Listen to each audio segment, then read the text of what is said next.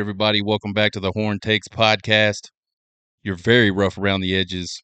Texas sports talk destination. I am your host, Sean Redfern. It is Friday, y'all. We're excited about that. We're also excited because this is our 150th episode. We started doing this the week after the Red River Shootout in 2022, right after 49-0 was our very first episode. We have gone through so many different changes, learning about how to work all these electronics, just learning about how to reach out to people and get people to watch the show. We've been having a blast. Real good time doing this. I just like to talk football. I just like to talk sports. So this gives me an opportunity to talk sports when absolutely nobody is actually can argue with me for the most part. We've had a lot of good people on the show over the last couple years. We hope to continue that. Today we're going to talk about these Vols College World Series champions. We're going to recap the College World Series just a little bit, not a whole lot.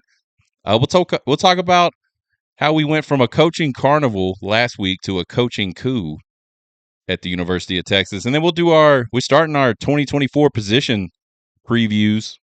We're going to start with the quarterbacks today. Check us out on Twitter, YouTube, TikTok at Horn Takes. You can listen to the podcast at horntakespodcast.buzzsprout.com. You can actually listen to it on YouTube as well. It goes up separately as a podcast. I haven't quite figured out why that's a thing, but it's a thing. Or you can listen to it anywhere you get your podcast, most notably Apple Podcasts. So check us out there. Tennessee College World Series champs for the first time in program history. We said it'd be Tennessee in 3. And it was Tennessee in 3, and they did it kind of in a historical type way. Well, not only was it historical that they won their first College World Series, but they're the first 1 seed to win the College World Series since the 1999 Miami Hurricanes. And I think that just really speaks to their dominance. Nobody would argue most number 1 seeds that have been the number 1 seed since 1999. Nobody would say that team shouldn't be the number 1 seed, or at least no one would say that team has no claim to the number 1 seed. The point is, it's really hard, whether you're the number 1 seed or not, to go on and win that thing. You got to have some luck. You got to have some things go your way. You got to have some timely hitting, really good pitching. And then the thing about baseball, we see it all the time. We see really good teams go through stretches where they don't look so good. And then we see some bad teams sometimes that get hot right at the right time. And I don't say bad teams, but teams that just haven't played as well for most of the season. They can get hot right at the right time and mess everything up for everybody. So I really do think being the number 1 overall seed and coming in there and doing what they did to that tournament field just really shows how dominant that team was. Let's talk about these games a little bit. Texas A&M starts it off with a game 1 win, 9-5, big win for them. They started off really hot in that game, 7-2 by the end of the 3rd inning. Aggie pitching was really good. Christian Moore goes 0-5 in that game. That's just something you don't see a whole lot. Texas A&M pitching fanned 17 Vols that day. So really, really good outing by that pitching staff. And they did well offensively as well to get that big lead early. So I think if you're Texas A&M fans going 1-0 against Tennessee, knowing that no number 1 seed has won this thing since 1999, the A&M fans had to be feeling really, really good about themselves. And the Tennessee Vol fans were probably like, what is going on? We talked about it on the show last week just a little bit. What happens to the team that loses that very first game? Because both of those teams were undefeated, I think, throughout the entire time. No, I think maybe Tennessee had to play an extra game. But everybody else, Texas A&M undefeated as they head into that thing in the NCAA tournament. I'm pretty sure that's right. I could be wrong. So either way, neither one of those teams used to losing a lot of games in the regular season or in this NCAA tournament. So how does that affect them psychologically? And so for Tennessee, man, they had to come back and win 2 straight games. All Texas A&M had to do was win one of 2, and they would have had their first College World Series championship. The Vols come back in game 2 with some really, really, really outstanding pitching. We knew that Tennessee could pitch. We knew that A&M could pitch. I think A&M had a slight advantage from a pitching perspective, but I thought where I really liked Tennessee was the pitching combined with that lineup. So the pitching comes back on game 2 on Sunday. But it didn't start out that way. Jace Laviolette opens up the game with a big solo shot in the bottom of the first, and then that's all Texas A&M would get. Tennessee pitching scattered 6 hits over the final 8 innings of that game. Did a really outstanding job. And then a pair of 2-run home runs by Tennessee in the 7th and 8th inning gave them that 4-1 win. So now we're tied up. We're knotted up. And at this point, just as a bystander, I really thought Tennessee had all the edge going into this final game. I thought, and you could even see the way Schlossnagle kind of pitched his guys in game 1 and game 2, that almost he felt like, I have to get this thing in 2 games. And maybe that was a strategic move or a strategic idea after they did get game 1. But they pitched a lot of guys through game 1 and game 2, a lot of their really, really good pitchers. And so for me, as we headed into game 3, I just kind of had a feeling that, everything we said about Tennessee would come true. And they just would end up, I almost thought, kind of easily winning game 3. But game 3 was not easy. It was pretty wild, actually. Tennessee jumped out with a leadoff home run by Christian Moore, bottom of the first. Texas A&M answers back in the 3rd inning to tie it up, and then Tennessee adds 2 more in the bottom of the 3rd to give them a 3-1 lead. And then from that point on till about the 7th inning, both the pitching staffs kind of settled in. Nobody scores. Tennessee adds 3 in the bottom of the 7th, makes it a 6-1 deal to go with 6 outs left for Texas A&M. And that's when Tennessee kind of went into meltdown mode. They gave up a single, 2 wild pitches, a double, and another single in the top of the 8th. And now all of a sudden, headed into the bottom of the 8th, 6-3, Tennessee. They get nothing in the bottom of the 8th. We roll around to the top of the 9th. Texas A&M's last shot. They get a leadoff double. There's a wild pitch, a single, a balk, and another wild pitch. And that cuts the lead to 6-5. Before Combs would finally get Burton swinging for the last out in Tennessee's first ever College World Series championship. Crazy thing about that inning is Combs struck out the side. But he had wild pitches, balks, nice hits by Texas A&M.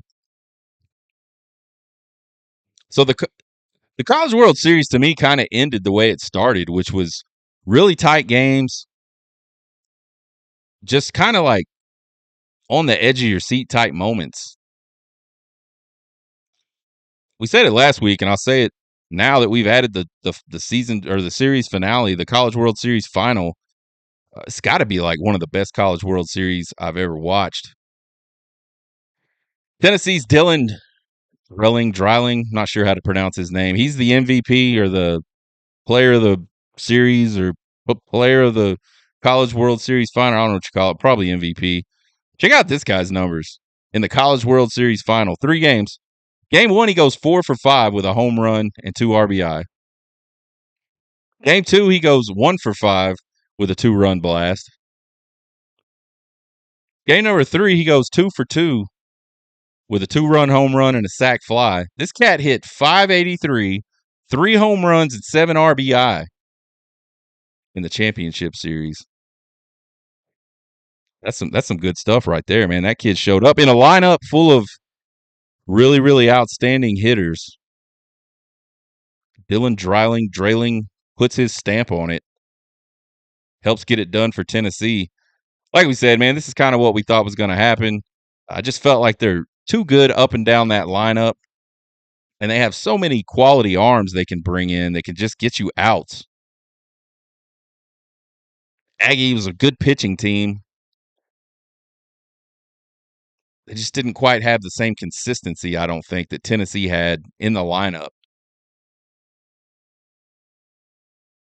So Tennessee survives the Texas Coaching Carnival and wins a College World Series. And I think, man, I think Tennessee's going to be there for a while, y'all. Tony Vitello can obviously recruit, and he's obviously a, a good game type coach. The players love him. I think one of the worst things college baseball wanted to see, if you're the rest of college baseball and if you're the rest of the SEC, was Tony Vitello go to the College World Series and have some success, because he's got them there a few times, and they just haven't been able to quite break through and have some success. Well, now they broke through and they won the whole damn thing. It's going to be tough to recruit against them. It's going to be tough to play against them. I'm looking forward to some University of Texas versus University of Tennessee baseball series. Should be good stuff.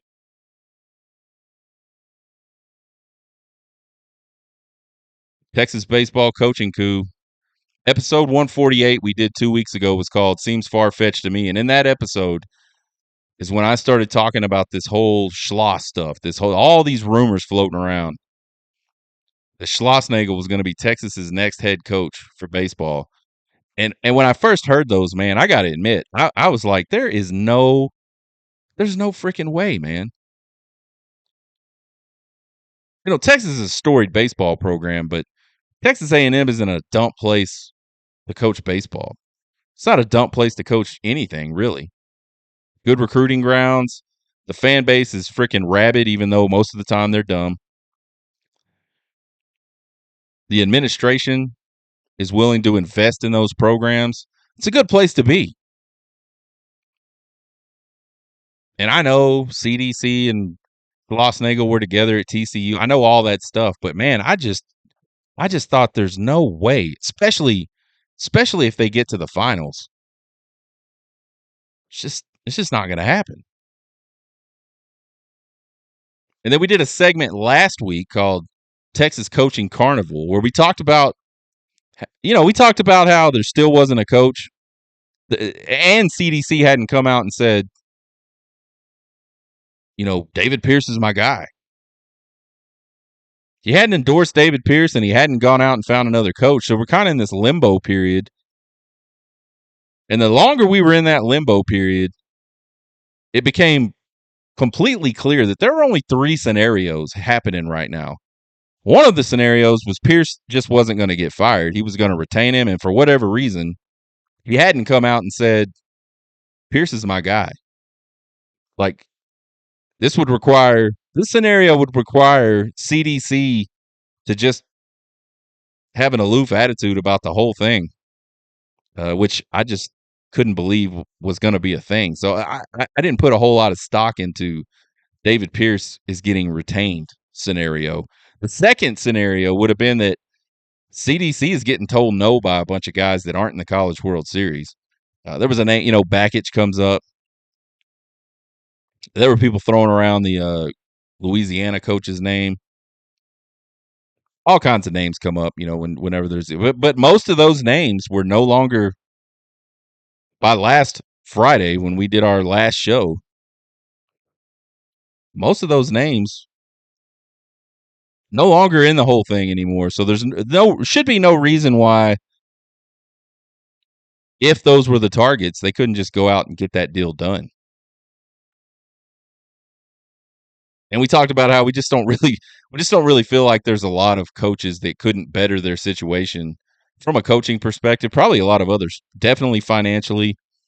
A lot of good reasons why you would not say no to Chris Del Conte if he came knocking on your door to be the next head coach at the University of Texas. The third scenario was CDC has his man, and he's just waiting for the College World Series to be over. And when I say that, I mean in principle. Like, I don't think he probably was talking directly with Jim Schlossnagle, but he was probably certainly talking to his agent. I believe I read somewhere that his agent is Jim Schlossnagle's agent, so it really wouldn't have been hard to talk to his agent. And when it was all said and done and we discussed all these scenarios, we said, man, as crazy as this sounds, this is the most likely scenario. That he's either got some kind of deal in place, just some kind of gentleman's agreement in place with either Tony Vitello or Jim Schlossnagle. I said at the end of that little segment that I'm slowly coming around to believing that this was true. And then I went on to say, if it's true, we'll see David Pierce get fired early in the week, this week, Monday, Tuesday. And then a couple days later, we'll see the next head coach, either Schloss or Vitello, announced for the University of Texas. I was off on the timing. I did not imagine they would fire Pierce on the Monday of the championship game. But he was fired early on Monday. And then less than 24 hours later, Schloss was announced as the next Texas head baseball coach. So crazy times, man. Even when it happened, it was crazy. It was interesting. I went out of town on business travel on Monday. So I got on the plane. David Pierce is the head coach. I get off the plane. He's no longer the head coach. And at that point, I knew it's Vitello or Schloss, 100%. No other reason to wait that long. No reason to wait that long if it's not one of those two guys. And then bam, the next day. I had to double check the tweet I saw to make sure it was a reputable source. It was. So let's talk about what Texas baseball gets with Jim Schlossnagle. 23 years of head coaching experience. A lifetime 675 win percentage. That's really good. That's a series. 66% would be 2 out of 3. You win 2 out of 3 baseball games consistently, you're going to be tough to beat. You're going to be tough to not get to Omaha, and you're going to be tough to be beat when you get to Omaha. Slosh has piloted 6 of his last 10 teams to the College World Series. Only one other coach has matched that, Coach Sullivan over at Florida. His 50 tournament wins over that 10-year span are the most of any coach over that 10-year span. And then he leads the Aggies to the College World Series final this year and almost their first College World Series championship ever and their first national championship in the major 3 sports since 1939, folks. So he's arguably one of the best coaches in baseball and has been that way for a decade. So I think with Coach Schloss, what Texas gets is a guy that has a lot of experience. He's been successful. He knows how to win games. And he's done it at multiple stops, most notably TCU and Texas A&M. Not only that, but he brings his entire staff over from the Texas A&M Aggies. Assistant head coach Nolan Cain. Interesting tidbit about him. He was on the 2009 LSU team that beat Texas in the College World Series final. He was a pitcher on that team. I believe he coaches third base for Schloss. He brings hitting coach Michael Early, and this guy, man, his teams have finished really well. His teams can hit. Finished in the top 5 in home runs twice in his tenure out at Arizona State, combined with his Texas A&M tenure of 3 years. A lot of good hitters. If you watch that Texas A&M team this year, they had some guys that could hit the baseball. At least some of that's on Michael Early. And then pitching coach Max Wiener. And to me, this is the guy. This is kind of like he's like the X factor, especially when you look at Texas's problems for the last couple of years with pitching. This is a guy that I hope can come in and help turn around that Texas pitching staff the way he did that A&M pitching staff. They were pretty dominant this year. Those guys could throw some trash. along with some really hot fastballs.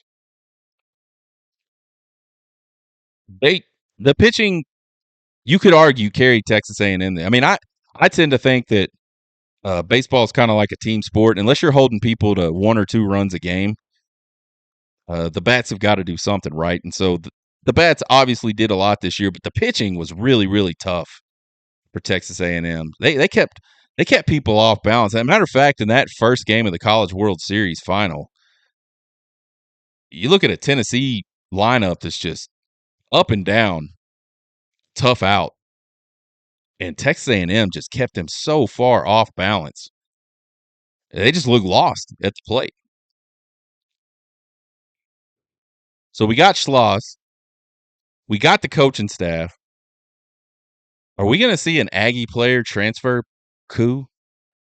Is Schloss going to really be able to bring in some of those guys from Texas A&M? I mean, you see it a lot. But I think most Texas fans, once Schloss was announced, once it was announced that he was bringing his coaching staff with him, I think the next question to ask is, well, is he going to bring any of those players with him? And they now have 11 guys in the transfer portal. That was yesterday, that count. No, probably Wednesday is when I saw that count. Laviolette, Rahovac, Kent, Sorrell, who's an all SEC freshman, Shot.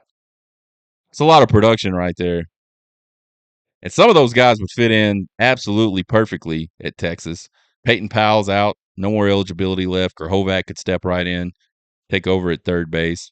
Laviolette roaming around out in the outfield because Jared Thomas probably gone. Porter Brown is gone. The sentiment seems to be that Laviolette's headed to LSU, and I haven't seen anything, I guess, reputable that says that, but you just see it a lot. And you always got to wonder, when you see it a lot, why am I seeing it a lot?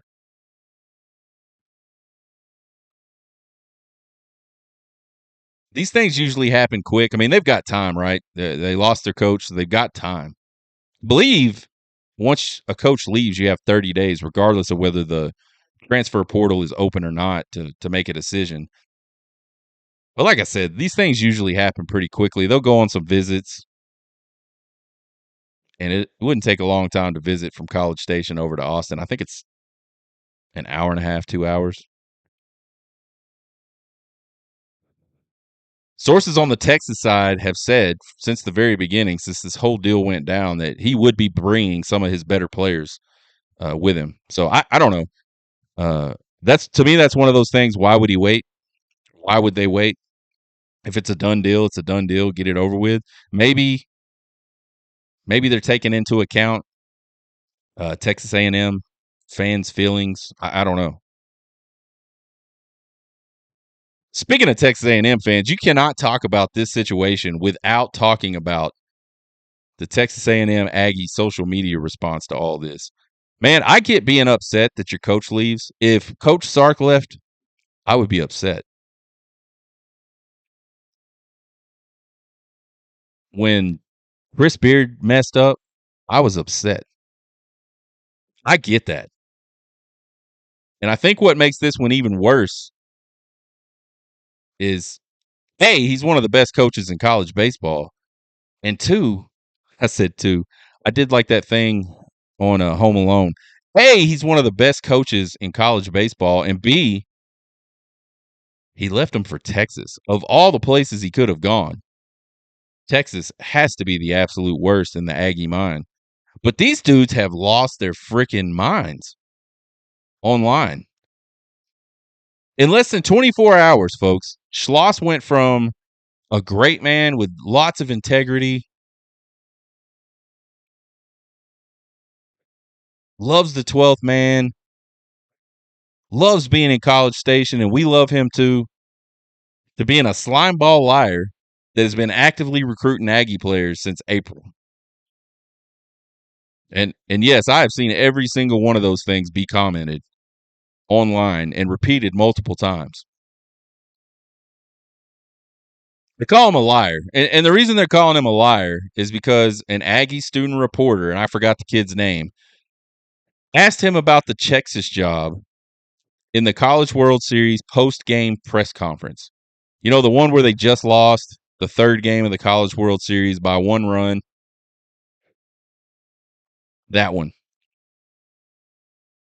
And from a media perspective, I understand wanting to ask the question, but I do not, for the life of me, understand why you would ask that question, because you know you're not getting an honest answer. If you don't know, you should know. You're not getting an honest answer. If it hasn't been announced yet, the coach is not going to make that announcement. He's not going to go, well, forgot to tell you guys. Perfect timing, I guess. I'm going to the University of Texas. The dude is still wearing a Texas A&M jersey, Texas A&M hat. He's still got to get 25 guys that are Texas A&M Aggies back to Texas from Omaha. He is not spilling the beans on that in that press conference. He kind of blew his top, and I don't agree with the way he handled that part. I think at the very least you should just say, I'm not going to talk about that. I want to talk about the College World Series. I want to talk about this Aggie team that just made it to their first College World Series final and was 1 run away from winning the damn thing. That's what I want to talk about, because that's what that presser's for. You know, he says I took the where he messed up is just answering the question. I took the Aggie job to be at the Aggie job. I'm paraphrasing. Nothing's changed in my mind about that. You got to stop asking coaches questions that you know they not will not, cannot answer truthfully. And then the fans and the media, you guys got to stop holding them accountable for that and calling them liars when they absolutely inevitably lie. They are going to lie. It happens every single time. Every single time. Let the announcement happen, and then you can go get the real story, which is why. If that kid, and I don't think this was his idea, because I saw Lucci talking about it on some podcast that they wrote the question up and he sent this kid in here to answer this question. You got that kid hollered at is what you did, man. You knew damn well that Jim Schlossnagle was not answering that question. So he didn't lie. He just answered the question the best way he could. And hopefully these coaches will start sort of having a plan for these types of questions. I honestly think he just caught him off guard. And he didn't, he's not a public speaker. He's not he's probably not a strategist. He's probably not a guy that is quick on his feet like that. And so he just gave an honest assessment at the time, I think, and turned out to be a lie. But you knew you were getting a lie. The other thing about this whole deal, Texas A&M stole Schloss from TCU, Fran from Bama, Elko from Duke. They all said basically the same thing Schloss said before heading to Aggie Land. I'm here and I'm going to be here and this is where I love to be. It's just part of the business. You guys got to stop asking the question, and you got to stop trying to hold them accountable for the answer to the question that you know they can't answer.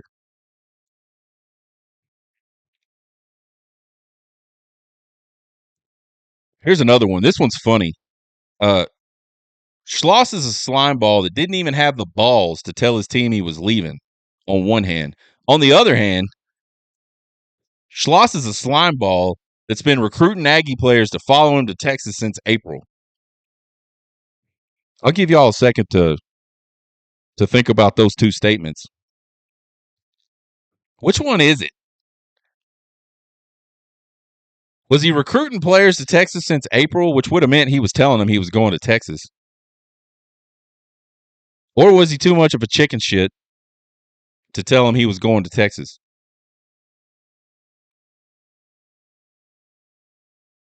And again, folks, this is the same thing. And I'm not trying to defend Schlossnagle.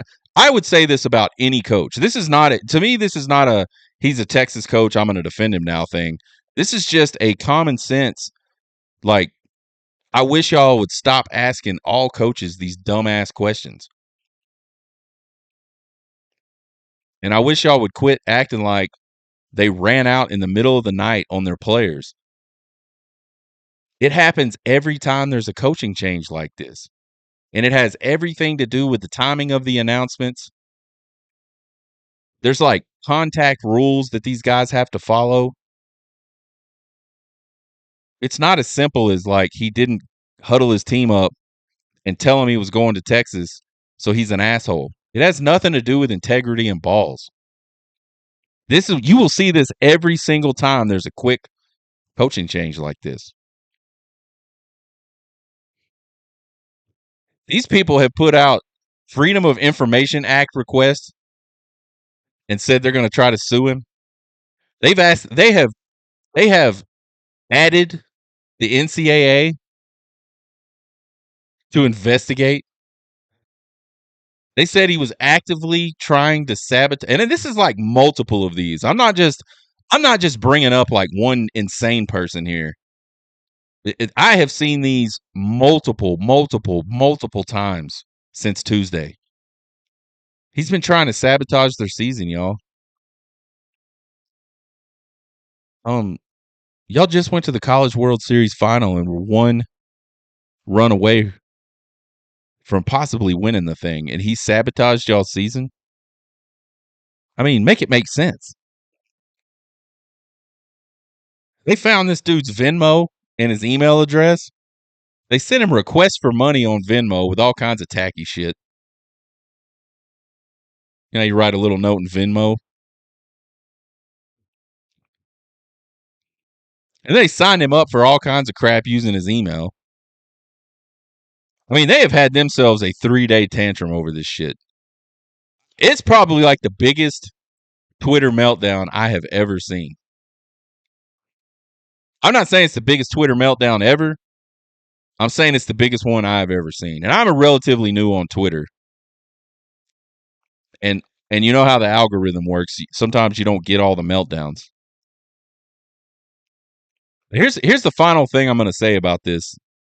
If a Texas A&M fan tells you that it's not about him leaving, it's about the way he left, you can 110% be guaranteed that it is absolutely 100% about that he left, who he left to go coach, and has nothing, 0% to do with the way he left. Because, folks, Texas A&M has been the benefactor of multiple coaches that have left the exact same way. You can't go from saying this guy is the greatest thing ever, we love him, he's the 12th man. You cannot go from that to less than 24 hours all of a sudden saying the guy has no integrity, he's a slime ball. I wouldn't want my kid to play baseball for that dude. He could go to hell. I saw that a couple times. I mean, it was unbelievable.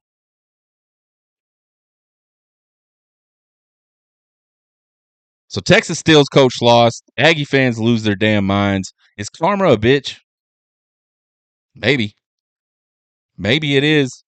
It sure was with the Chris Beard situation when CDC went and had a McDonald's breakfast sandwich with Chris Beard a few years back and was able to pull him down to Austin. Man, those Tech fans lost their minds, and Tech fans sure were happy. And then it all came crumbling down. Does it this time? Maybe, maybe not. Maybe the baseball gods reward just cunning and shrewdness by Chris Del Conte to pull this one off. What we know for sure is that an already really bitter rivalry, and one that's been on hold for about 13 years now. I mean, I know they've played in baseball a few times, basketball.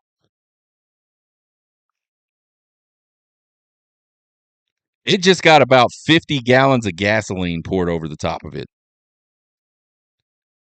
This one This game down in College Station in November is going to be wild. Uh, really, I mean, I think this will probably be the most wild game of the season, just from a atmosphere perspective. Just from, I mean, I honestly feel like there's going to be a lot of fights. I feel like it is going to get really, really ugly down in College Station in November when the Texas Longhorns show up to the tackle box, play Texas A&M. It's going to be dangerous, folks. Don't do it. I'm not going. I've been to Kyle Field a bunch of times when I was younger. My aunt went to school there. My mom went to UT. My aunt went to Texas A&M. Uh, yeah, man, those people are crazy. I don't want to. I'm gonna watch that one from the. I've already been to like war zones. I don't need that. I don't need to pay a lot of money to go to a war zone. And that's exactly what that place is gonna be. An absolute war zone. Well, we promised you guys that with baseball season ending, and now we've got this 2-month sort of gap, hole, if you will, in our sports worlds.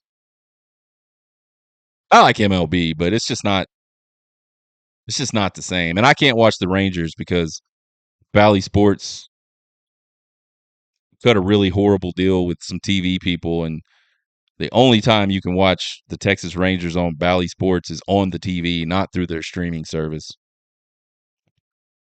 So I'm not even getting to watch my team play that much. Regardless, baseball ain't on all the time. And to me, pro baseball is just almost kind of soulless. So we got some stuff to do between now and college football. Take care of all your projects. That's what you need to do. Take care of your projects. That honey-do list your wife's got for you, this is a perfect time to go take care of that. But what we said we were going to do is we're going to start looking at this 2024 Texas Longhorn football team. Start off with position previews. We're going to start off in the most obvious spot to start off, the QB room. Man, I think this QB room is one of, if not the best QB rooms in the entire country. And it's no surprise, really. Sark is kind of built himself the reputation of being the quarterback whisperer. You combine him with A.J. Milwee, and they're just two good quarterback guys. They know who to go get. They bring them in. They don't have a lot of trouble bringing in good talent at the QB position. And then they develop it. They turn them into Heisman type guys and first round draft pick type guys. Quinn Ewers, the starting quarterback for the last 2 years, completed 69% of his passes in 2023. He was good for almost 3,500 yards. I think when we started talking about this last year, I thought Quinn Ewers would be right around 3,300 yards. I think that's what I said. 3,300 yards. And I want to say I took him for 26 touchdowns. Ends up passing for almost 3,500 yards, only 22 touchdowns to 6 interceptions. But the deal is he missed a couple games. I mean, if he plays in those 2 games against Kansas State and BYU, he might touch that 4,000 mark. I don't know that he would have gotten to the 26, possibly, probably.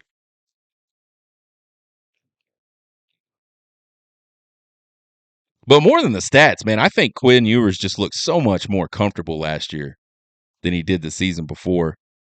He did all that. There was all that talk about him cutting his hair, shaving his beard, working on his body, working on the mental side of the game.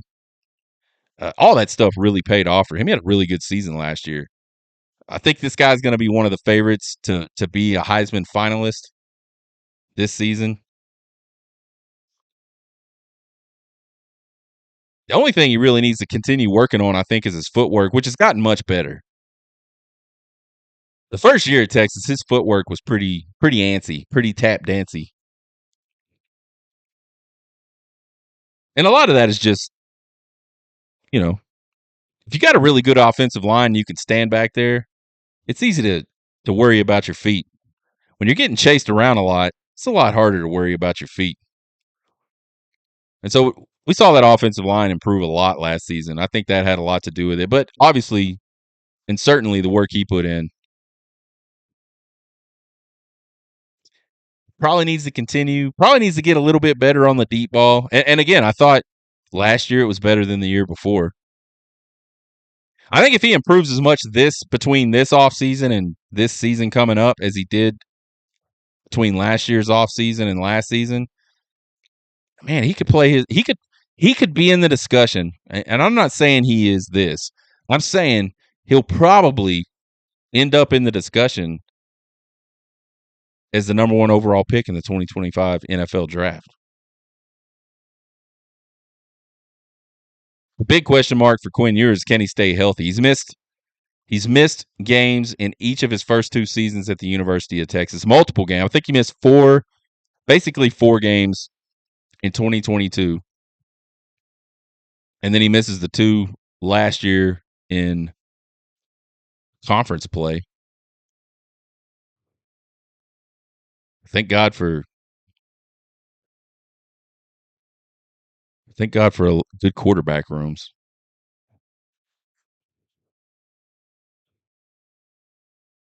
Malik Murphy, man, saved the day. We probably don't talk about that enough. Malik Murphy comes in and he doesn't play great. He plays good enough in two games to keep Texas's season intact. That could have easily gone the other direction. And then to Texas fans, we're not near as happy about the season going into 2024. Number 2 guy, Arch Manning. I'll say it. He is probably the most talented backup quarterback in the country. This guy got very little playing time as a true freshman. But when he did get to play, and I think the only time he got to play was against Texas Tech, you could really see the athleticism. You could really see the arm. You could tell why this guy is one of the highest rated recruits of all time. I think he's serious, man. He completed 19 of 25 passes for 355 yards and 3 touchdowns in the Texas Orange and White game this spring. Looked really good. Looked. A lot of people gave that dude shit for his spring game last year because he didn't look good. But you know what? Most guys right out of high school that just set foot on a college campus a few weeks ago, a couple months ago, they don't look really good in their first sort of live action. And honestly, I'm not sure it was him that so much didn't look good. He just didn't have a lot of places to throw the football. You see, he just got rid of the ball a lot. And I thought that showed a lot of maturity. Don't try to force anything. Just get rid of the ball. If it's not there, just get rid of it. Live to play another day. Turnovers are terrible. We don't want them. I expect this guy to get a whole lot of playing time this season. I think for a couple of reasons. One, Texas is going to beat up on a lot of teams this season. That offense is ridiculously loaded.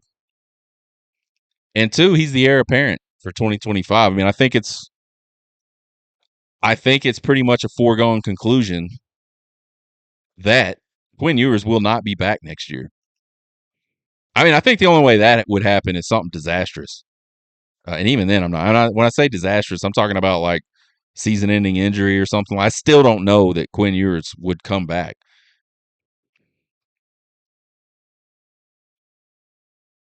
So I think Arch is your guy in 2025. So you got to get him some meaningful reps in 2024. If I'm a Texas fan, I am very, very comfortable with that guy coming off the bench if something happened to Quinn Ewers. It's almost like, honestly, just based on talent. I know Arch has got a lot to learn. He's got a lot of experiences to have on the college football field. He is by no means a finished product, but to me, it's almost like a 1A, 1B type situation when you look at Quinn Ewers and Arch Manning. And then you got Trey Owens, who's sitting there in the 3 spot, former 3-star. He was a 3-star a couple years ago when he committed. And I thought that was crazy. I went and watched this dude's film, and I was like, there is no way that dude is a 3-star quarterback. He got his bump to 4 stars sort of late in the process. He's a big kid, man. He's 6'5", 235 pounds. He goes 14 to 21 for 228 and 3 touchdowns in the orange and white game. And I think, to me, what makes that so impressive is you look at Arch's first orange and white game and just how blah it was. And then this kid comes in about the same situation and absolutely lights it up. Trey Owens is a name, folks. I know KJ Lacey is coming in this 2025 class. I know Sark just got Diabell, who's a really highly rated quarterback in the 2026 class. But y'all cannot sleep on Trey Owens, man. I think that guy is going to push anybody that's in that QB room for playing time once Arch Manning eventually and most certainly heads off to the NFL draft. Some folks say he's going to do that after this season. Well, I don't think he can after this season. So maybe it would have to be after his redshirt sophomore year, which I don't know. We'll just have to see. He ain't playing 1 year at Texas and bouncing. I think that kid plays at least 2 years. But Trey Owens is a guy y'all should pay attention. And if I said this about Malik Murphy as well, if he doesn't stay at Texas, somebody's going to get a really, really good player in the transfer portal. I like Trey Owens. I think too many people sleep on the third guy, and it's probably just because we haven't had a really good third guy in a long, long, long line, basically every time. I'm trying to think back. They just don't get to play a lot. Most third guys aren't great, and I don't know that I would call Trey Owens great at this point, but I certainly think he has that type of potential. He has got a really, really nice touch on the deep pass. Y'all remember was it Steven Bouchel? Whatever that Bouchel kid was that used to be here back when he transferred out to, I believe, SMU. When it became apparent that what's that kid's name? Anyway, Steve Bouchel, man, had a really, really nice deep ball. And I think this Trey Owens kid has that type of deep ball. And then he's got the arm to get it into tough spots, too. So QB room is deeper than it's ever been at the University of Texas. If you're giving them a grade, man, I don't know how you go any lower than A+. I mean, I'm not trying to be a homer. It's just an outstanding QB room. The starter is one of the better QBs in the country, and now this guy's got some experience. He's got the experience of being in championship games and playoff games, being up, being down. He just there's no substitute for experience, and now he has 2 years of that. So you couple all that with his physical ability, he's going to be damn good this year. The backup, probably one of the most talented, not best, most talented quarterbacks in the country. And he's just been sitting there for the last year plus, just kind of learning, getting some experience, watching. You can get experience as a quarterback by watching other quarterbacks. Not the same type of experience, but you can do that. And he's been doing that. And, man, I think once his opportunity comes, I think he's going to take the world by storm. And then, you got Coach Sark, who's the quarterback whisperer. You got AJ Milwee. Man, they're gonna always be one of the better QB rooms in the country. I don't see, as long as Sark and Milwee are there and they're together. And even if AJ Milwee eventually, and he probably will, he'll eventually go off and do something else. They're just gonna have just a ton of talent stacked up in that quarterback room. So that's it for the show today, folks. We talked about the College World Series today. We talked about the big Coach Schlossnagle coup, man. I'm still kind of like in shock by that whole thing. I still don't know if it's true. I still don't know if I'm going to wake up from a crazy dream. We talked about that QB room. We'll be back next week with more Texas football. We're going to preview the running back room next week. Find us on Twitter, TikTok, and YouTube at Horn Takes. Please give us a follow and a subscribe. Won't cost you guys a thing. We sure do appreciate it. Email me at horntakespodcast@gmail.com with all your questions, comments, concerns, and criticisms. You guys try to have a good weekend, even though there is zero college sports on right now. At least the Olympics are coming. You can take care of that. You guys get hooked.